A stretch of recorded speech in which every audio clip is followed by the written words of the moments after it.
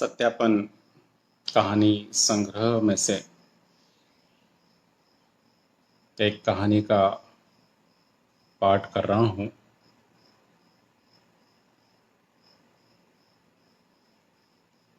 मैं उम्मीद करता हूँ कि मेरी आवाज़ आप तक सुनाई दे रही होगी।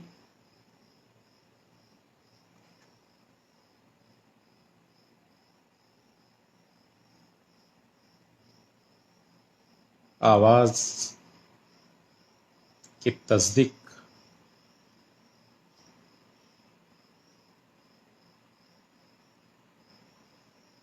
मोरे साहब जय भीम। और जय भीम कारवा।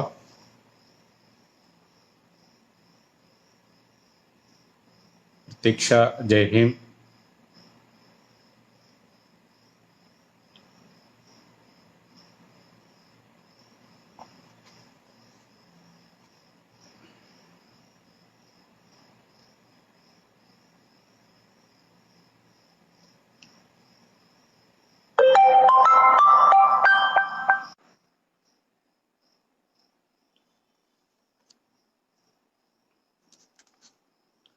मैं अपनी कहानी का पाठ शुरू करने से पहले बता दूं कि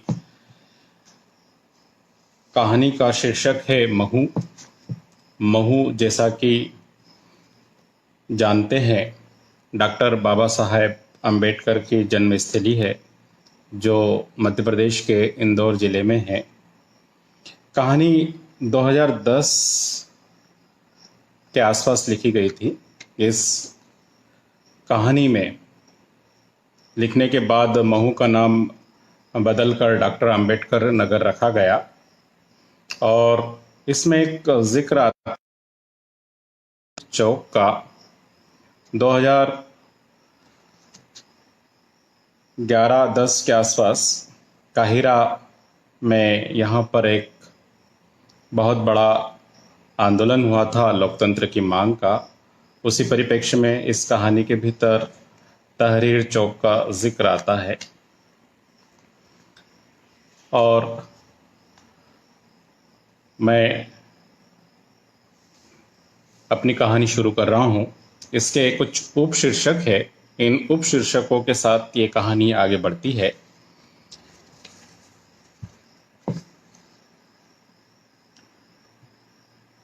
उदास दिसंबर उसी साल का जिस साल पत्ते हरे थे। प्रज्ञा के घर जब पहली बार गया था नरेश, तब उसके साथ दो दोस्त थे, राहुल और संजय। किसी लड़की के घर 3 दोस्त जाते हैं तो अपराध बोध नहीं होता और लड़की के घर वालों की नज़र शंकालु हिकारत से भरी हुई नहीं होती है। इसी ख्याल ने नरेश को 2 दोस्तों के साथ जाने के लिए प्रेरित किया। प्रज्ञा की माँ, बहन व भाई से परिचय न होने के बावजूद नरेश ने नमस्कार किया, लेकिन उन्होंने किसी के भी जवाब में नमस्कार नमस्ते नहीं कहा, बस हाथ जोड़े हल्की सी मुस्कुराहट के साथ। नरेश को लगा, पूछे कैसे हैं आप, तो सुनकर लगता है कि जिंदा है लोग। छोटे से शब्द जिंदा होने का प्रमाण देते तो सुकून मिलता, लेकिन न जाने क्यों नरेश की हिम्मत ही नहीं हुई सवाल करने की। अचानक चेहरा उतर गया, पकड़ा गया हो कि खामोशी के चंद लम्हों में प्रज्ञा की बहन भाई भीतर चले गए थे। प्रज्ञा की माँ ने पूछा था, कैसे हो बेटा? जी ठीक हूँ। प्रज्ञा के साथ पढ़ते हो? प्रज्ञा की माँ ने खड़े खड़े ही पूछा था। जी। क्या नाम है तुम्हारा? नरेश। नरेश पूरा नाम बताना चाहता है, लेकिन जबान पता नहीं क्यों रुक गई। प्रज्ञा की माँ ने आंख मिला नहीं पाया तो नज़र दीवार पर गई। दीवार पर डॉक्टर अंबेडकर का फोटो था, जिसमें 3 बच्चे थे। तस्वीर में ही बच्चों के नीचे लिखा था, शिक्षित बनो, संगठित बनो, संघर्ष करो। प्रज्ञा की माँ ने अगला सवाल नहीं किया और भीतर चली गई। वह शाम रात में बदल गई थी। प्रज्ञा कंदील ले आई थी, जो पुराना है। मोटी चौड़ी बाती वाला। लोहे की पुरानी कुर्सी पर बैठी प्रज्ञा प्रकाश लेकर आई थी कि तीनों पलंग पर बैठे बैठे सोचते रहे कि क्या कहा जाए। पानी पी लो, क्या चल रहा है आजकल? सन्नाटा तोड़ा था प्रज्ञा ने। पानी न ठंडा है न गर्म, माहौल की तरह। पानी तीनों के भीतर जा रहा है सवाल के साथ साथ। कुछ नहीं, बस ऐसे ही थक रहा है, संजय ने बोला था। उसके हाथ में खाली गिलास रखा हुआ था। सोचा चलो मिल आए, क्यों नहीं आ रही हो कॉलेज? कोई बात नहीं, नरेश ने कहा था। गिलास रखने के लिए जगह ढूंढती रही नरेश की निगाह। जगह नहीं मिलती। आंखें मिल जाती है पल भर में। बिना कुछ कहे प्रज्ञा ने सभी से गिलास लेकर कहा था, कुछ खास नहीं, बस तबीयत। क्या हुआ तुम्हारी तबीयत को? नरेश की जबान गतिवान हो गई थी। संजय दीवार देख रहा था। उसके दिमाग में यह चल रहा था कि दीवार कैसी बनी होगी, कौन कौन सी चीजें मिलाई होगी, दीवार में रंग कब लगाया होगा। दीवार का रंग उड़ा हुआ था तीनों की तरह। दीवार में लगा हुआ एक पटिया था जिसका इस्तेमाल रैक की तरह किताबें रखने के लिए होता दिख रहा था। पटिया भी चिकना, करीने से काटा हुआ नहीं था। उनको चूने से पोत दिया गया था जो सरिये के दो टुकड़ों के सहारे टिका हुआ था। उस सहारे को देखते ही संजय ने तत्काल पलंग को देखा कि कहीं यह भी दो सरिये से टुकड़े पर तो टिका हुआ नहीं है। गिर न जाए का डर उसके चेहरे पर आया, पर संजय के चेहरे पर बचा खुचा रंग चला गया। अंधेरा होने से कोई देख न सका। प्रज्ञा जवाब दिए बिना चली गई। वापस आई तो एक दुपट्टे को जो सफेद था छोटा, उसे गले में लटका कर आई। दोनों हाथ से उस दुपट्टे के मुंह को पकड़े हुए थी। दो मुंह वाला दुपट्टा, और दोनों मुंह बंद होकर प्रज्ञा के हाथ में रस्सी में तब्दील हो गए थे। मन नहीं लग रहा तो सोचा कुछ दिन ना आऊं कॉलेज। प्रज्ञा बोली तो सभी का ध्यान दीवार से हटा। प्रज्ञा बोलती रही। प्रज्ञा के घर के भीतर उसके घर की स्थिति पड़े जाने लगी। जानने आए थे प्रज्ञा की तबीयत और जानने लग गए थे दीवार। मैं कल आती हूँ, प्रज्ञा ने फिर कहा तो तीनों में से कोई कुछ न बोल सका। कुछ ऐसा वैसा न निकल जाए जो प्रज्ञा या उसके घर वालों को बुरा लग जाए, और ये भी प्रेशर था कि गलत न समझा जाए। वे तीनों लौट आए थे, राह चलते हुए एक दूसरे को देखते हुए चुप, बंद मुंह के साथ। वे सड़क पर नहीं दीवार पर चल रहे थे और उन्हें लग रहा था कि प्रज्ञा की माँ और दीवार की तस्वीर में से तीनों बच्चे उन्हें देख रहे हैं।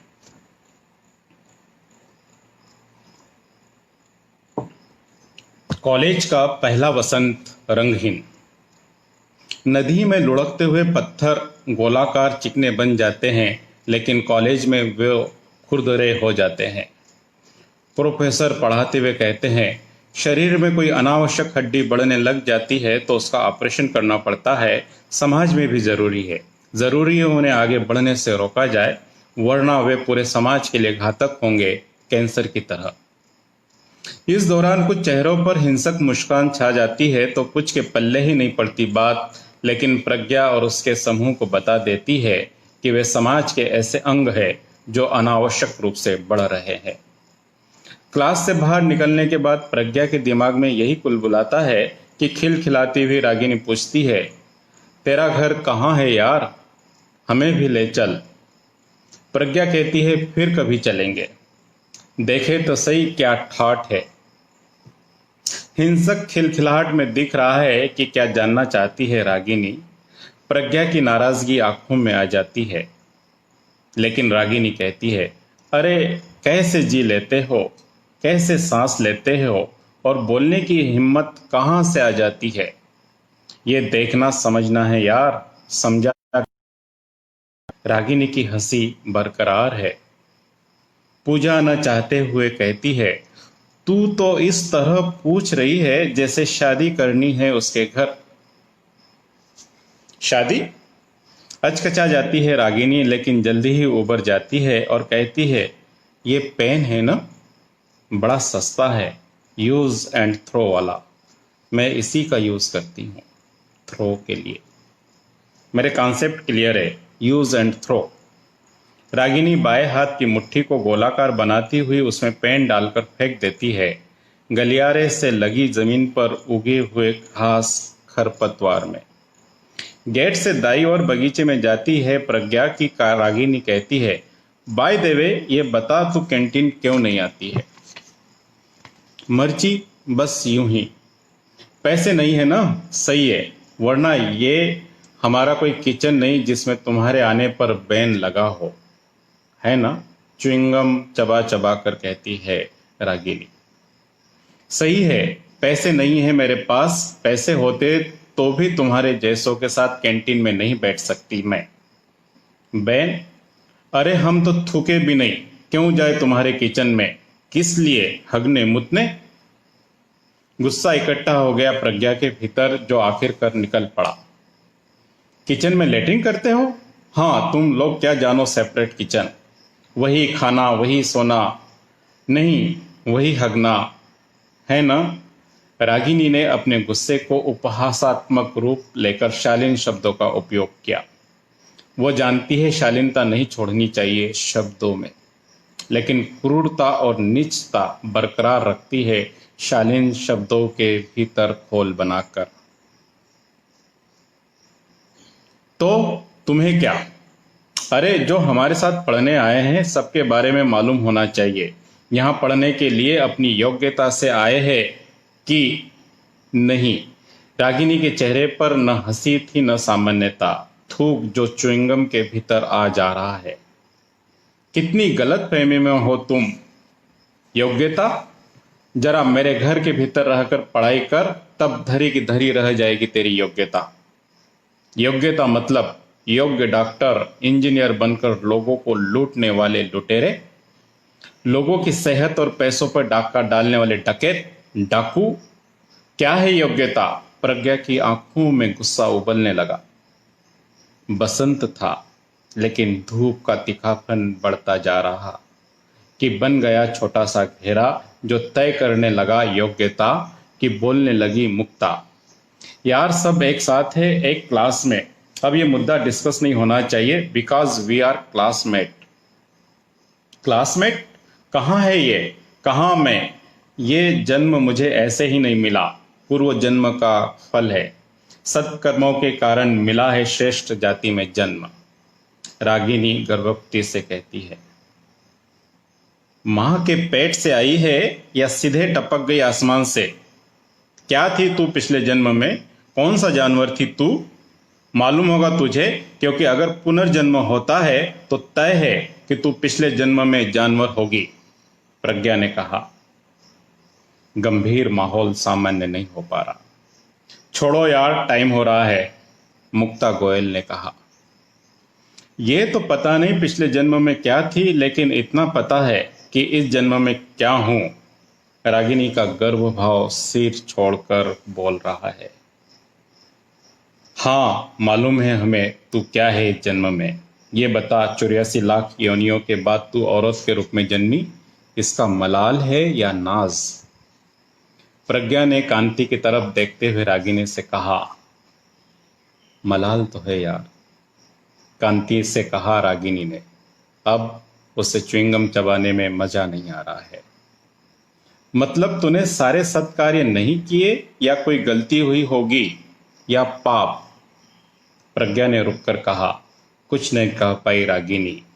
न प्रज्ञा जा पाई बगीचे में, न रागिनी कैंटीन में। अगस्त हरे रंग का। पहला सवाल नरेश का था, कोई परेशानी? अरे नहीं, परेशानी टेंशन जैसी कोई बात नहीं, बस यूं ही। प्रज्ञा आते जाते वाहनों को देखती रही। लगा परेशानी, चिंता, थकान, अवसाद क्या होते हैं नहीं जानती हूं इन्हें। ये शब्द ही अपरिचित लगते हैं।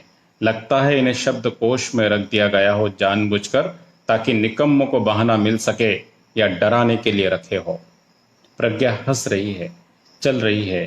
गाड़ियां देखते हुए बोली, मुझे तो लगता है नरेश की भूत प्रेत डायन चुड़ैल जैसे शब्दों से जब लोग डरने लगे तो फिर इन शब्दों का इजाद क्या होगा। सन की बाप ने अपनी कुंठा को शब्दाकार देते हुए, तुम परेशानी में हो तो मैं उसे दूर नहीं कर सकता हूं, मगर मैं परेशान नहीं हूं, परेशानी में नहीं हूं। तबीयत भी ठीक है, सब कुछ ठीक है, ऑल इज वेल। प्रज्ञा मुस्कुराई तो लगा ये परेशान हो ही नहीं सकती। जब बोलती है तो लगता है खुशियां झरती है। ढेर सारे रंग बिरंगे फूल झरते हैं, एक डंगाल हिलाने से पेड़ के सारे फूलों के टपकने जैसा। जैसे ही बोलती है प्रज्ञा, सारे फूल चले आते हैं, खुशबू ही खुशबू से भरे हुए फूल।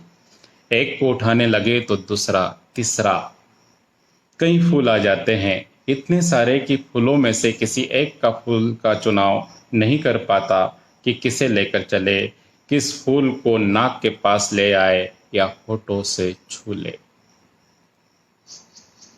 नरेश को लगा, कह दे प्रज्ञा को कि जब तुम बोलती हो तो लगता है। लेकिन नरेश को लगा कहीं बुरा न मान जाए। निश्चित तौर पर कुछ कहा नहीं जा सकता, कोई पूर्वानुमान नहीं लगाया जा सकता कि कब क्या हो जाए। ये धड़का हमेशा लगा रहता है। चलते चलते रुक जाती है प्रज्ञा, कहती है, नरेश बस अब नहीं जाना आगे। पर तुम्ही ने कहा था वादा तोड़ रही हो। हाँ, फिर कभी, फिर अगला जन्म होता नहीं, इसलिए अगले जन्म शब्द भी नहीं बोल रही हूं। चलो चलते हैं, चलो। उधर नहीं, इधर रोशनी है, इधर, उधर अंधेरा है। अंधेरे को देख असहज हुआ नरेश। मैं हूं न, देख लो इस बार, मैं हूं न। गाने लगती है, गाना उम्मीद और हौसले के साथ सुनता है नरेश। अंधेरी सड़क पर चलते हुए गाती जा रही है प्रज्ञा। पैरों तले क्या आ जाए परवाह नहीं करती है, जबकि नरेश का हर कदम डर के साथ पड़ रहा है। कहीं गड्ढा आ गया तो, फिसल गया तो, मोच आई गई तो। कोई है जो दिमाग में रटंत तोते की तरह कई तो बोल रहा है। जब डरते हुए कदम रखते हैं तो गिरने के चांसेस ज्यादा होते, और वही होते होते बचा, थाम लिया प्रज्ञा ने। अंधेरे में चलने की आदत होना चाहिए चलने वाले को। अंधेरे से लड़ने की बात करने वाले अंधेरे में, खुले में, मैदान में नहीं आते। क्यों?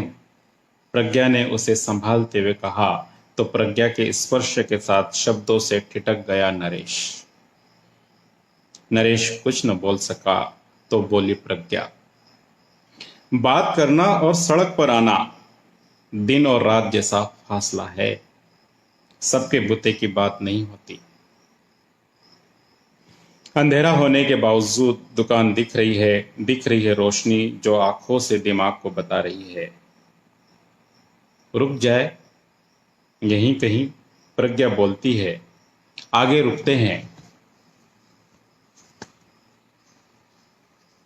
आगे रुकते हैं, दुकान है, वन स्टॉप शॉप, बाजार का बच्चा। नरेश हंसता है, तुम्हें बाजार के अलावा कुछ नजर नहीं आता? प्रज्ञा बोली तो प्रज्ञा के चेहरे को देखता ही रह गया नरेश। प्रज्ञा की आंखें देखती है अंधेरे में, खामोशी छा जाती है, जुगनू नहीं है अंधेरे में। आसमान में तारे भरे पड़े हैं, चांद अधमरा अधकटा दिखता है नरेश को खुद की तरह। चलो दुकान पर चलते हैं। कुछ नहीं सूझा तो नरेश ने फिर कहा, दुकान नहीं, बाजार है।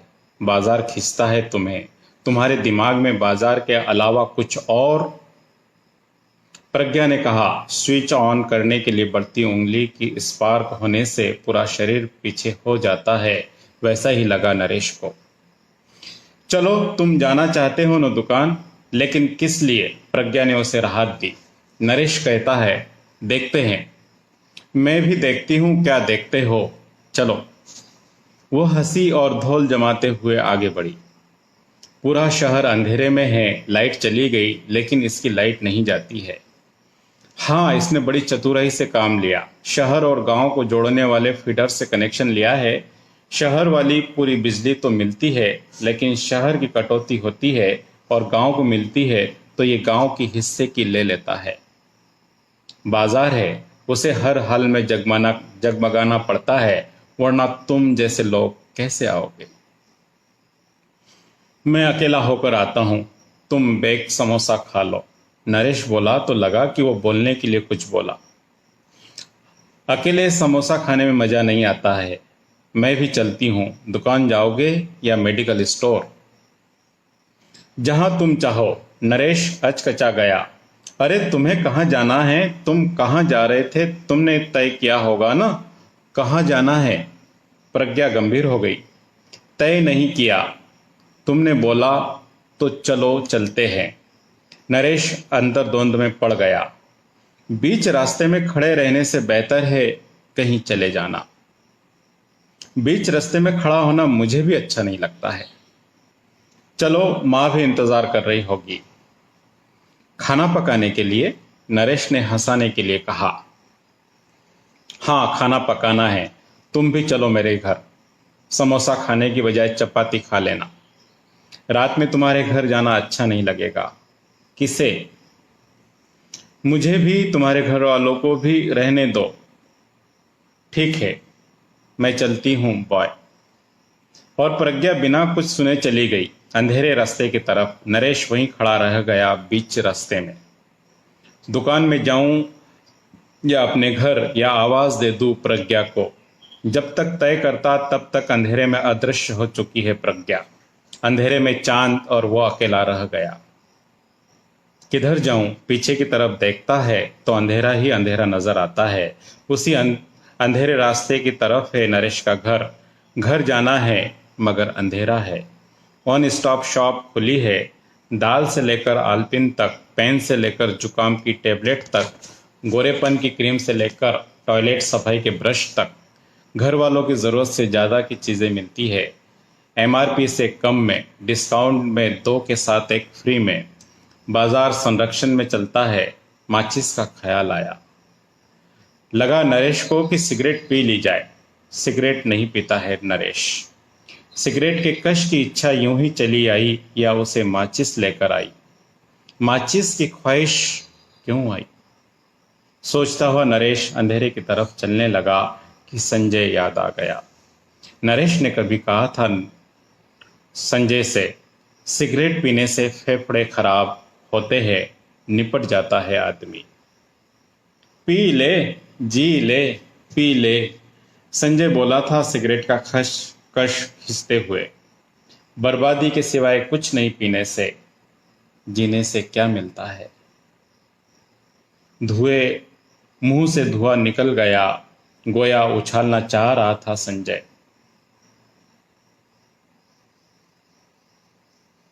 अब भी चुप है नरेश, तब की तरह। जीने से क्या मिलेगा? जी ले, पी ले, जी ले, पी जी, पी जी। मैं डूबता हुआ निकलता हुआ दुकान को पीछे छोड़ दिया। इक्का दुक्का आती जाती बाइक की रोशनी आती, शोर मचाती धुएं के साथ, नाक को धुआं सुंघाकर चली जाती। धुआं ही निकलता है सिगरेट से, गाड़ी से। कितना दुर्गंध होती है धुएं में। नरेश को लगा उसमें और बाइक में कितना अंतर है। धुआं उगलने वाली, शोर करने वाली बाइक और वो। क्या प्रज्ञा मुझे चलाती है? विज्ञापन में बाइक को औरत के शरीर में तब्दील होते हुए देखा था औरत पर सवारी। विरासत में मिली मानसिकता को चमचमाती हुई गाड़ी के साथ दिल दिमाग में डाल दिया गया है। वो यही सिखाता है ना कि औरत की सवारी करो, उस पर चढ़ो, उसे चलाओ। मनु को बाजार ने अपना लिया, भुना लिया। प्रज्ञा को मैं चलाना चाहता हूँ। कहीं मेरे भीतर तो नहीं हो मनु महाराज? नरेश को लगा वो जोर से पूछे, क्या क्या दिया है तुमने मुझे जो मैं ही नहीं जानता हूँ? क्या प्रज्ञा सच कहती है? हमारे भीतर खून की एक धार के साथ सैकड़ों सालों की गंदी नालियां बहती है और महसूस ही नहीं होता है हमें। हम सवाल खड़ा नहीं करते, हिम्मत ही नहीं होती। कायर है, डरपोक है, दब्बू है। एक साले सड़े से अंधेरे से डर लगता है तो फिर पूरा सिस्टम है, व्यवस्था है, समाज है, उसी में गुंथे हुए वही आ जाता है हमारे भीतर। सब ठीक है, बेहतर है, उन पर मत करो सवाल, यही सिखाया और सीख गए हम। सच गलत तो दिखता ही नहीं, बरसों से पड़ा हुआ पानी सड़ गया कि बदबू नहीं आती हमें, खुद के मल में गंदगी नहीं दिखती है। प्रज्ञा के कहे हुए शब्द उसी तेवर के साथ हावी हो गए। तेज हॉर्न बाधा पैदा करता है स्मृति में और वही अटक जाता है कि अंधेरे में खड़ा हो जाता है। जब कुछ नहीं सूझ पड़ा तो नरेश गुनगुनाने लगा, हम किस गली जा रहे हैं, हम किस गली जा रहे हैं, अपना कोई ठिकाना नहीं, कोई ठिकाना नहीं। लंबी गलियों से मुड़ती हुई ढलान वाली सड़क अचानक मुख्य मार्ग पर मिल जाती है। कहाँ अटक गया था इतनी देर? रात ज्यादा हो गई। मुख्य मार्ग पर गाड़ियां कम हो गई तो पुलिस से डर लगने लगा। पुलिस नरेश को रोककर पूछेगी क्यों, कहाँ से आ रहा है, तो वो क्या जवाब देगा कि प्रज्ञा से मिलकर आ रहा हूं। तो वो क्या जवाब देगा? सवाल करेगा, कौन है प्रज्ञा? सवाल फटकारता हुआ मिलेगा और फिर श्रृंखला तड़पने लगेगी सवालों की। कौन है, क्या है तुम्हारी? गूंजते और घूमते रहे सवाल, सवालों की संख्या बढ़ती जा रही और राह में सवाल करने वाला कोई पुलिस नहीं मिला, पुलिस वाला नजर नहीं आया।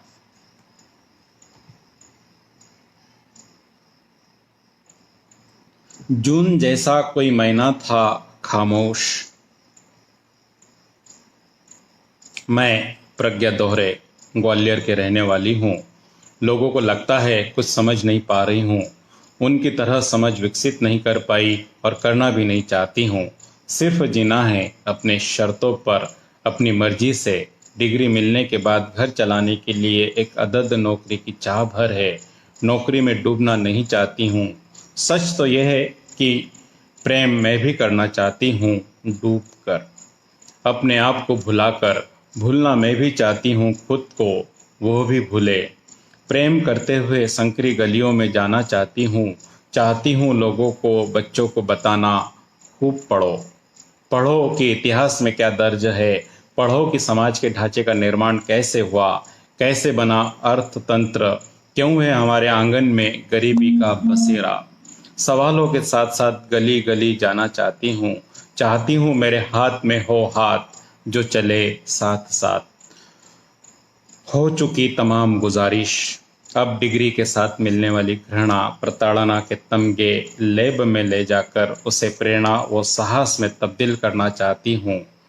अब तक जिंदगी से प्यार किया है मैंने, ताउम्र करती रहूंगी, फिर चाहे जो कीमत चुकानी पड़े, लड़ना पड़े, जिंदगी को कभी हारने नहीं दूंगी। लिखूंगी जी भर के कि दिमाग के भीतर इकट्ठा न हो उदासी, परेशानी, भय, पलायन के गट्ठर। क्लास 4 की सरकारी नौकरी कर हमें पढ़ाने वाले पिता की उदास लम्हों की आस बनकर खुद को, साथियों को, घर वालों को, गली वालों को, सबको लेकर साथ खुशी से भर दूंगी। जिंदगी, मैं तुझसे बेइंतहा प्यार करती हूँ, मैं मरना नहीं चाहती हूँ ऐ जिंदगी।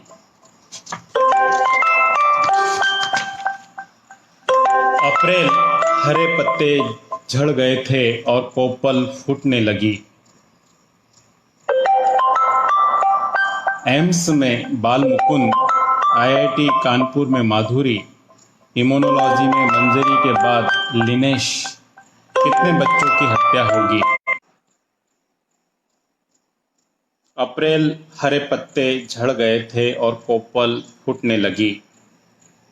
एम्स में बाल मुकुंद, आईआईटी कानपुर में माधुरी, इम्यूनोलॉजी में मंजरी के बाद लिनेश, कितने बच्चों की हत्या होगी।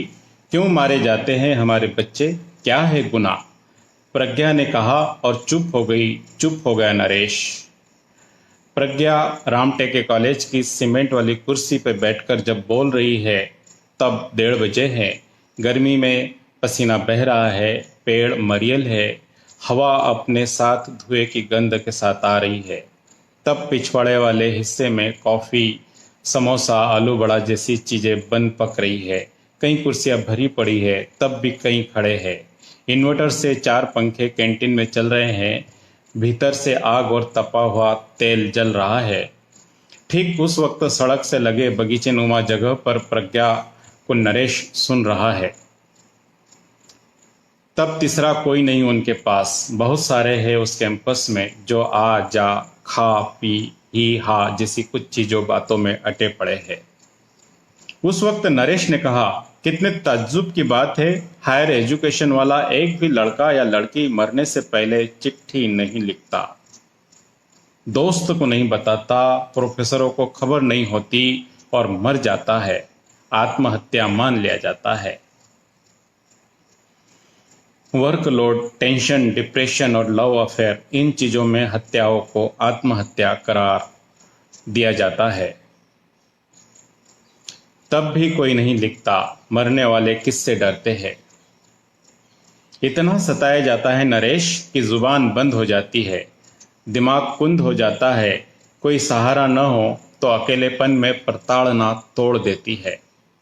टूट जाते हैं धीरे धीरे सपने, इरादे और छूट जाती है मंजिल। उदासी में डूबकर कहती है और नम हो जाती है प्रज्ञा की आंखें। छलकते नहीं आंसू, लेकिन चेहरा बता देता है पूरा इतिहास जो प्रताड़ना से भरा हुआ है। नरेश कहता है, क्यों नहीं लड़ते? ये तो ठीक ठीक नहीं पता। मेरे साथ पहले साल शुरुआती दिनों में रागिनी हंसते हुए कहती थी, शुड्डू क्या हाल है? शुड्डू क्या चल रहा है? शुड्डू तुम पढ़ने की तकलीफ क्यों उठाती हो? जैसे एडमिशन हो गया है वैसे ही पास हो जाओगी। प्यार से बोलती थी रागिनी, बड़े लाड से बोलती थी रागिनी। आजा मेरी शुड्डो, शुड्डू। रागिनी हक करती। तब उसकी मासूमियत, उसका प्यार, ममता के अलावा कुछ और सोच भी नहीं सकते थे हम। रागिनी बोलती थी, जमाना बदल गया है, लाइफ में चेंज आया तो बोलने में भी। ऑक्सफोर्ड वालों ने कई शब्द हमारे उठा लिए, मैंने उनको शुड्डू भेजा है। कॉलेज में अब बहुत सारे शुड्डू आ गए तो शब्द को भी आना चाहिए ना। न उदासी है न गुस्सा, अटकता रहा कुछ जो रोक देता है प्रज्ञा को। उसके साथ क्यों रही? सपाट सवाल किया नरेश ने। एक ही रास्ता हो, एक ही क्लासरूम, एक ही कैंटीन, एक ही स्टैंड हो तो क्या करे? आंख बंद नहीं कर सकते, कान में रुई नहीं डाल सकते। बोलते बोलते चुप हो गई प्रज्ञा। नरेश की आंखों में देखा, फिर बोलने लगी, नया जमाना? रागिनी का मतलब तो बाद में समझ आया। सीधे सीधे SC ST OBC शब्द बोल नहीं सकती, इसलिए नया शब्द इजाद किया, शुड्डू। प्रज्ञा बोलते बोलते चली गई कॉलेज के पहले साल में, जहां अंधेरे में घुटन के अलावा कुछ नहीं मिला। अजनबी लगते थे सब। वहां के गलियारे में शुड्डू शुड्डू के अलावा कुछ भी सुनाई नहीं देता है। प्रताड़ना बंद नहीं होती है, कुछ शब्द बदल जाते हैं, कुछ तरीके चेंज हो कर लेते हैं। पॉलिश हो गए न बाजार वाले, मासूमियत के साथ गला काटते हैं। ये हर रोज काटते हैं मारने के लिए। नरेश ने प्रज्ञा को देखते हुए कहा। प्रज्ञा ने कहा, रागिनी ने कहा था, हायर मार्क्स मिलने के बाद भी मुझे केमिकल नहीं मिला और एक तू है लाड़ो जिससे कम मार्क्स लाने पर भी मनचाही फैकल्टी मिल गई। शुड्डू तुम लोगों के कारण 2 साल बर्बाद हो गए मेरे, हमारा हक छीनने वाली, तेरा क्या करूं? तब मैंने कहा था, तुम्हारा हक? सदियों से हमारे हक पर डाका डाला है तुमने, सदियों से सहते रहे हम, अब हमें मौका मिला तो पच नहीं पा रहा। हमारी साथ वाली मुक्ता गोयल बोली थी, रागिनी ये तरीका ठीक नहीं है, ये क्लासमेट है, क्लासमेट, उसे इस तरह नहीं बोल सकती। रागिनी ने फिर कहा था, क्यों न बोलूं चमची? मुक्ता बोल उठी थी, तुमने यही सिखाया रागिनी, इस तरह बोलना, नोचना जानवर की तरह। जब रागिनी नहीं मानी तो मैंने कहा था, जितना सामर्थ्य है उतना किया मैंने, कोई चीटिंग नहीं की, मेहनत की, मेहनत के बल पर आई हूँ। और ये बता दूँ, यहाँ पास होने के लिए नहीं मिलता है रिजर्वेशन। रागिनी का हाथ पकड़कर मैंने कहा था, एक बात कहूँ, सेशनल में तो तुम्हें मिलता है रिजर्वेशन, हमें तो सजा दी जाती है। सेशनल में सजा भुगतते हैं हम, चू करे तो प्रोफेसर निपटा देते हैं, और वहाँ प्रोफेसरों की मानसिकता, यहाँ तुम्हारी, सब एक जैसे हो, तुम एक जैसे सोचते हो, न बड़े हम न पढ़े हम। लेकिन रागिनी, मैं पढ़ूंगी अच्छी तरह से, समझ ले। तब मुक्ता ने मुझे धकेलते हुए कहा था, चलो यार मैटर क्लोज करो, क्लासमेट ऐसा नहीं करते, चलो पीरियड का टाइम हो गया। उस रात बहुत रोई मैं, मेरे साथ मुक्ता भी रोई, संघमित्रा भारती भी आई। तब लगा चलो कोई मेरे साथ है, वह एहसास नहीं होता तो पता नहीं करती मैं, सारी बहादुरी को समेटा उस रात मैंने। संघमित्रा कौन, दिखी नहीं कभी? नरेश ने जिज्ञासा के साथ कहा। उसने तो पहले ही साल कॉलेज छोड़ दिया था, वो सहन नहीं कर पाई। वो रहती तो उसके पास भी आत्महत्या के अलावा दूसरा रास्ता नहीं होता। कॉलेज छोड़कर जाने वालों के बारे में कोई सोचता ही नहीं, क्यों छोड़ देते हैं कॉलेज। मातम सा छा गया। यहाँ तो आत्महत्या करने वालों के बारे में भी कोई कुछ नहीं कहता, तो ड्रॉप आउट के बारे में सोचने के लिए वक्त कहाँ, नरेश ने कहा। बहुत देर तक जब कोई नहीं बोला तो कहने लगी प्रज्ञा, नरेश, उन दिनों जब शुडू पर ऑब्जेक्शन लिया मैंने, तो रागिनी, राजेश और दूसरे साथियों ने मेरे सामने बोलना तो बंद किया था, लेकिन इशारे, होठों पर जबान चलाने के तरीके, और हद तो तब हो गई जब मुंह में थूक इकट्ठा कर हमारे सामने थूकते थे। दूसरे को लगता था इतनी छोटी छोटी बातें हैं, वर्कलोड, टेंशन, ये सभी के साथ होता है, हम अछूते नहीं रहते। हमें तो ये प्रताड़ना अतिरिक्त रूप से मिलती है, फ्री में, न चाहते हुए। इस तरह का व्यवहार तोड़ देता है हम लोगों को, नरेश, तोड़ देता है। जो लड़ नहीं पाते वे मारे जाते हैं और कहते हैं आत्महत्या कर ली, नरेश ने कहा।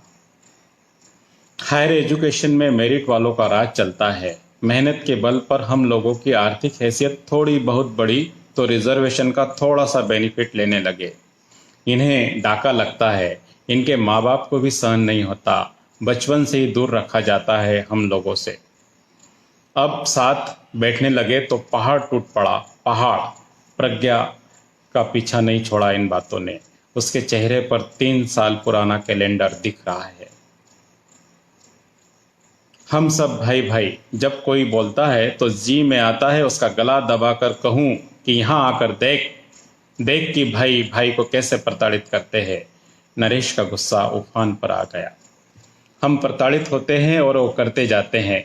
फिर मैंने भी रिप्लाई देना शुरू किया था, एक बात बताऊं, ये जो हत्या आत्महत्या वाले हैं, इन्होंने जीवन में कभी भेदभाव नहीं देखा होगा, इनका ताउम्र एहसास नहीं होता होगा उन्हें, और जब यहाँ देखते हैं तो धक्का लगता है और टूट जाते हैं, प्रज्ञा ने कहा। तमाम टेंशन प्रताड़ना को झेलता है, वो मरने वाले के चेहरे पर दिखती है, क्या उनके दोस्त को नहीं दिखी? प्रोफेसरों ने महसूस नहीं किया? क्या किसी का ध्यान नहीं जाता? कोई तो पूछता, इतनी मेहनत करने वाले मेधावी लड़का लड़की क्यों कर लेते हैं आत्महत्या? कोई नहीं बताता इसका कारण, न मीडिया, न पुलिस, न प्रशासन, न आयोग, कोई नहीं तफसील करता है हत्यारा कौन है। नरेश ने प्रज्ञा के चेहरे को देखते हुए कहा, हत्यारे नहीं बताया करते हैं कि वे हत्यारे हैं, हत्यारों से उम्मीद करते हो कि वे बताएंगे अपना नाम? सच तो यह है, न दोस्त होता है न प्रोफेसर जो हमारी वेदना को महसूस कर सके। पूछना तो बहुत दूर की बात है, हमें ही बनाना होगा अपना दोस्त, अपना प्रोफेसर, तब हम जान पाएंगे। वे सोचते हैं आत्महत्या तो सभी करते हैं, इनकी आत्महत्या भी उसी श्रेणी की है, लेकिन ये बहुत बड़ा झूठ है। नरेश को लगता है कैसे पर्दाफाश करे। नरेश हत्यारों के पास होते हैं शुड्डू, योग्यता, हक जैसे हथियार। धीमी मौत के शस्त्र लगातार चलाते रहते हैं, फिर वो कॉलेज हो, चौराया, दफ्तर या टीवी, अखबार, अब तो नेट भी है। इनसे बचने के लिए रास्तों की तलाश करते हैं तो आत्महत्या की खाई में पहुंच जाते हैं। उस खाई की तरफ जाने वाली अंधी सुरंग में चलती हुई गाड़ी अचानक रुक जाने के बाद वाला एहसास प्रज्ञा के दिमाग से चेहरे पर दिखने लगा। मैंने कोशिश की थी कारण जानने की, लेकिन कोई सोर्स इतने लिमिटेड है कि सबके सामने बताने के लिए कुछ खास नहीं मिलता। असफलता से थकी हुई आवाज में कहता है नरेश। थोड़ा रुका, फिर कहने लगा, सब जानते हैं लेकिन एविडेंस मांगते हैं। ये बताओ अब तक कहाँ के एविडेंस मिले? गुहाना, मिर्चपुर, झज्जर, अकोला, कभी बस्ती जलती है तो कभी बलात्कार, कभी हत्या, सब होता है। ये तो होता ही आया है, कोई नहीं बोलता। अब नए तरीके अपना लिए तरीकी पसंदों ने। नया जमाना है, यहाँ हर जगह पहुंचने की कीमत हमें चुकानी पड़ी है, हमारे बच्चों की जान देकर।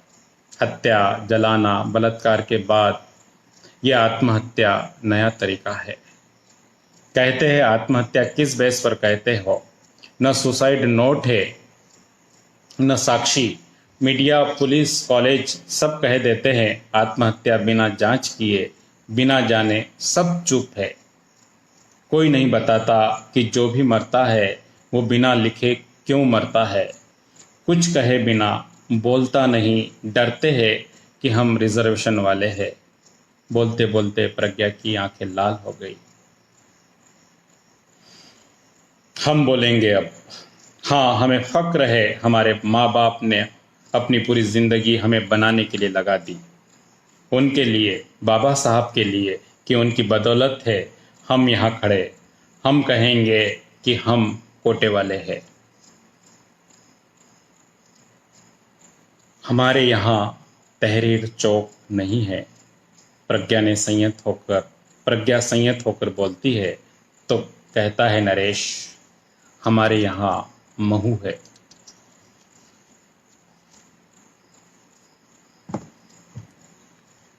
ये महू कहानी थी जो सत्यापन नामक कहानी संग्रह में है। 2013 के इस कहानी संग्रह में से एक कहानी पढ़ने की मांग हमारे दोस्त डॉक्टर सागर ने की थी। उन्हीं के इस मांग पर आज की कहानी का पाठ किया है। मैं उम्मीद करता हूँ कि कहानी आप लोगों तक पहुँची होगी, कुछ रुकावट, कुछ दिक्कतों के साथ।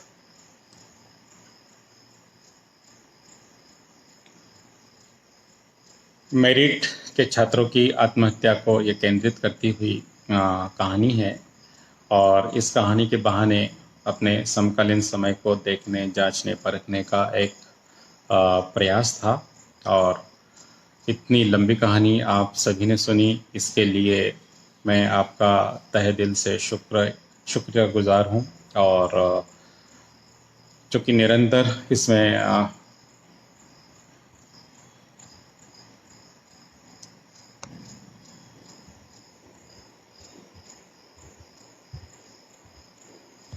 सभी को पुनः शुक्रिया और जय हिंद।